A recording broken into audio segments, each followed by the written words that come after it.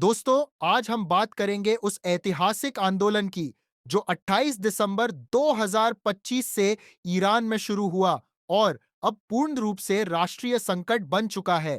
ये आंदोलन सिर्फ महंगाई और आर्थिक समस्या तक सीमित नहीं रहा, बल्कि एक पूरी सामाजिक राजनीतिक बगावत में बदल गया है।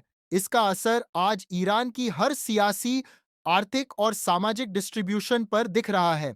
आइए बताते हैं क्यों शुरू हुआ यह विरोध, कैसे देश भर में फैल गया और किन किन घटनाओं ने इसे इतिहास का सबसे बड़े विरोध में बदल दिया। यह विरोध 28 दिसंबर 2025 को तेहरान में दो बड़े बाजारों, विशेष रूप से ग्रैंड बाजार से शुरू हुआ।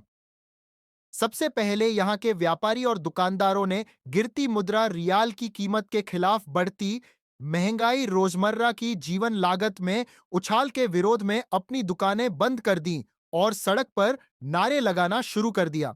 सबसे पहली प्रतिक्रिया थी, हमारी कमाई दिन प्रतिदिन निकम हो रही है, हम अपने परिवार की रोजमर्रा जरूरतें भी पूरा नहीं कर पा रहे। जनता का यह गुस्सा जल्दी ही महंगाई और आर्थिक बदहाली से आगे निकल गया और धीरे धीरे लोग सरकारी नीतियों पर सवाल उठाने लगे।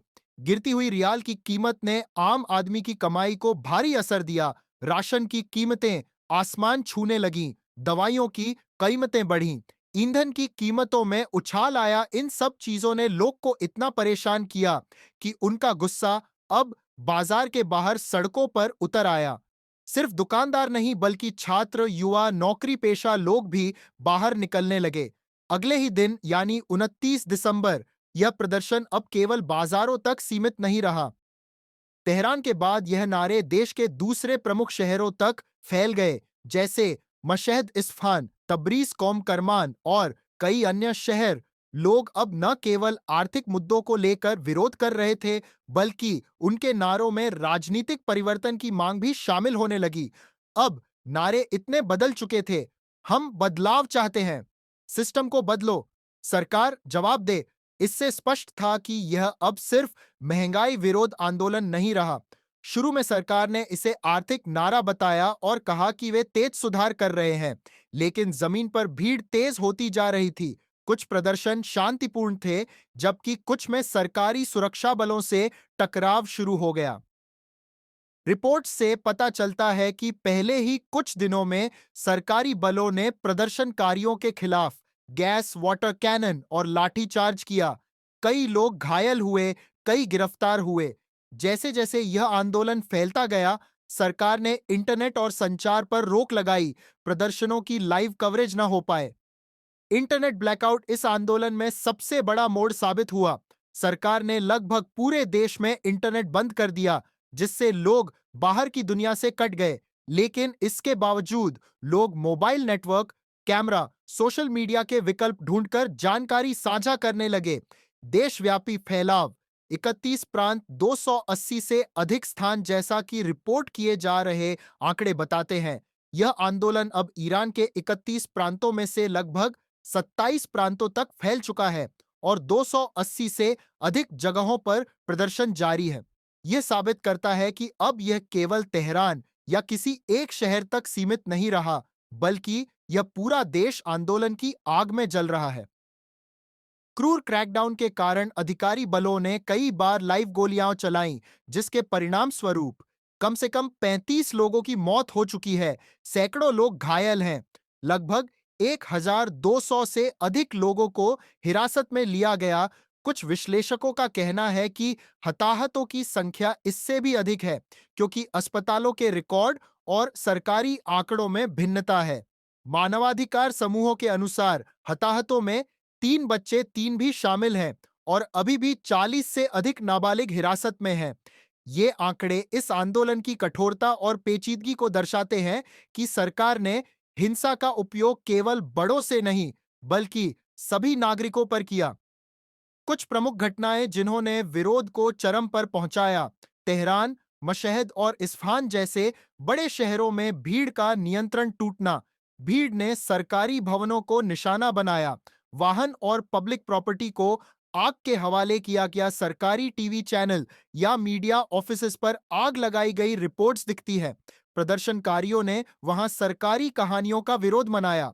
इंटरनेट और फोन सेवाएं लगभग हर जगह बंद। सांचों और वीडियो को रोकने की कोशिश। अब विरोध केवल आर्थिक नारों तक सीमित नहीं रहा। लोग इकाई रूप में सरकार की वैधता पर सवाल उठा रहे हैं। नारों में राजनीतिक परिवर्तन की मांग साफ दिख रही है। कुछ स्थानों पर लोगों ने सरकार हटाओ जैसे नारे लगाए। एक नया और भावनात्मक रूप से प्रभावशाली विरोध देखने को मिला है, जहां महिलाएं अगली कतार में खड़ी हैं। कुछ ने बड़े साहस के साथ अयातुल्लाह की तस्वीरों को विरोध के प्रतीक के रूप में जलाया। ये दृश्य इंटरनेट पर वायरल हो रहे हैं। इवन जब पूरा इंटरनेट ब्लैकआउट के बावजूद लोग ये तस्वीरें साझा कर रहे हैं। जैसे जैसे ये विरोध आगे बढ़ा, दुनिया ने भी इसके बारे में ध्यान देना शुरू किया। कई देशों, संयुक्त राष्ट्र के मानवाधिकार समूहों ने स्थिति की गंभीरता पर चिंता जताई। कुछ देशों ने चेतावनी दी कि यदि प्रदर्शनकारियों पर और ज्यादा क्रूरता होती है तो अंतर्राष्ट्रीय कार्रवाई हो सकती है। सरकार का रुख भी स्पष्ट है। Supreme leader Ayatollah Ali Khamenei ने प्रदर्शनकारियों पर विदेशी साजिश और दंगाइयों का आरोप लगाया है और कड़ी कार्रवाई जारी रखने की बात कही है। दूसरी तरफ कुछ निर्वासित नेताओं और विपक्षी आवाजें देश में एक बड़ा बदलाव लाने का हर संभव प्रयास कर रही हैं। विश्लेषकों के अनुसार अब आंदोलन केवल आर्थिक विरोध नहीं रहा, यह अब राजनीतिक असंतोष, सामाजिक बदलाव की मांग और राष्ट्रीय पहचान की लड़ाई बन चुका है। आगे क्या होगा? सरकार और लोगों के बीच संवाद की संभावना, अंतर्राष्ट्रीय रूप से दबाव और प्रतिबंध, सुरक्षा बलों और नागरिकों के बीच और संघर्ष, इन सभी घटकों से स्पष्ट है कि यह आंदोलन अभी समाप्त नहीं हुआ है और अगले हफ्तों और महीनों में इसका असर और स्पष्ट रूप से दिखेगा। अगर आपको यह रिपोर्ट विस्तृत, गहरा और तथ्यों के साथ समझ आई, तो इस वीडियो को लाइक करें, शेयर करें, चैनल को सब्सक्राइब करें और कमेंट में लिखें कि आप क्या सोचते हैं।